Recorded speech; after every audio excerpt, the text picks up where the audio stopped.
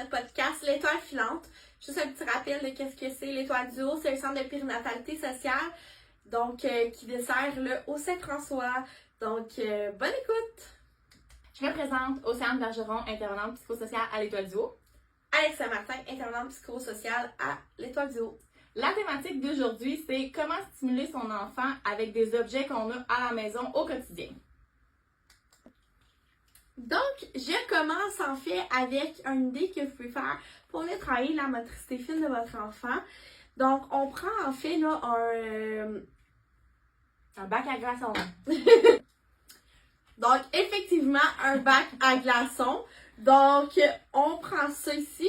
Moi, j'en ai pris un avec des étoiles parce que les enfants, elles peuvent trouver ça cute et joli. Mais un bien ordinaire va faire la job.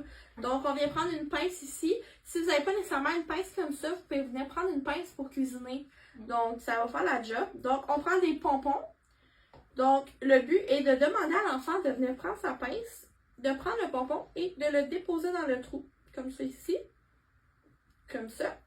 Donc, une petite variante ici, c'est que vous pouvez demander à l'enfant de dire, ben, mets tous les pompons mauves. Donc, il met les pompons mauves dans le glaçon, dans le bac à glaçons.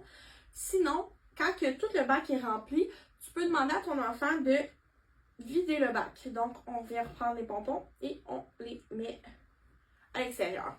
Donc, on peut aussi mettre là, des pompons de différentes grosseurs pour venir travailler là, différents mouvements. Puis aussi, c'est plus difficile, là, ça vient mettre un niveau de difficulté. Je poursuis avec les pompons, Alex. Prochaine idée d'activité super simple. On prend des fouets à cuisine qu'on a chez nous et on va venir demander à l'enfant de prendre les pompons et de venir les insérer dans le fouet comme ça. Et une fois que le fouet est rempli ou on en met quelques-uns, l'enfant peut venir faire la pince pour venir chercher les pompons à l'intérieur du fouet. Puis là, on peut prendre avec différentes grandeurs, donc ça change aussi le niveau de difficulté pour l'enfant. Donc, troisième activité, en fait, c'est simple, on reprend les fameux pompons. Donc, on prend aussi un rouleau de papier toilette ou un rouleau de papier surtout. On vient le coller au mur et on le met vraiment là, tout dépendant de la grandeur de votre enfant, à sa hauteur. Soit, ça dépend en fait si vous voulez qu'il soit debout ou assis. Donc, on demande à l'enfant en fait de prendre les pompons. Donc, on travaille la motricité fine.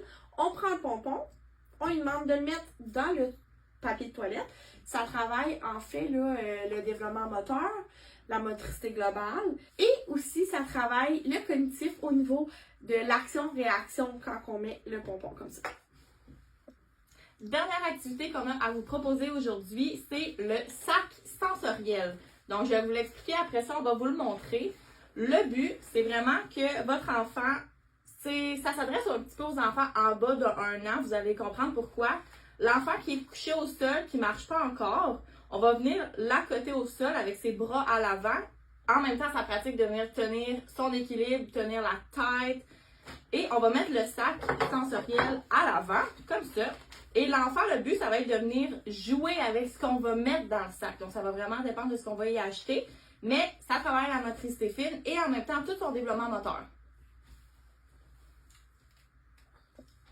Voici qu'est-ce qu'on peut acheter à l'intérieur, des idées, mais c'est à votre guise, vous pouvez vraiment acheter des choses que vous avez à la maison. Donc, premièrement, on va acheter de l'eau. Ça va faire en sorte que ce que vous allez mettre à l'intérieur, ça va bouger. Puis là, votre enfant va pouvoir mieux travailler sa motricité fine puis faire circuler. Nous, ce qu'on va mettre dedans, c'est des brillants et des petits pompons. Donc, on a choisi des petits brillants en forme d'étoile. On est quétaine comme ça. Donc, on va venir brasser les petits brillants puis l'eau. Pas besoin de mettre beaucoup d'eau, là. Vous pouvez voir juste un petit niveau comme ça, c'est assez. Et les fameux pompons qu'on va venir réutiliser. Donc là, très important pour que ça fonctionne, c'est de venir aussi enlever l'air du sac, comme ça. Il y en a qui peuvent mettre aussi du ruban adhésif sur les contours du sac, comme ça vous êtes sûr d'éviter des fuites puis de ne pas ramasser des dégâts au sol. Donc, on va venir le placer comme ça devant l'enfant. Et l'enfant va venir avec ses doigts, avec ses mains, déplacer ce qu'il y a dans le sac. Voilà!